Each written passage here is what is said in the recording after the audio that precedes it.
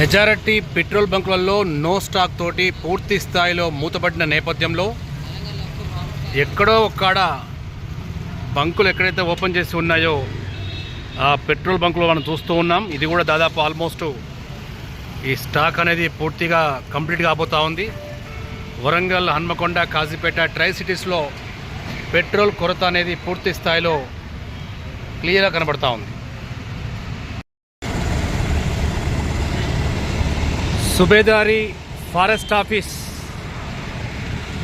Dominoes దగ్గర గల petrol bunk ముందు వందలాది వాహనాలు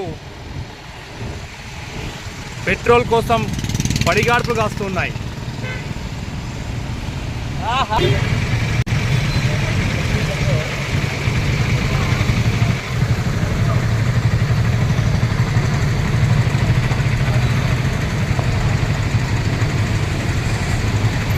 ఇది సుబేదారి ఫారెస్ట్ ఆఫీస్ నందు ఉన్నటువంటి పెట్రోల్ బంక్ కాడ పరిస్థితి. పెట్రోల్ ఉన్నా కానీ కృత్రిమంగా అన్నీ ఖాళీ అయిపోయాయని చెప్పేసి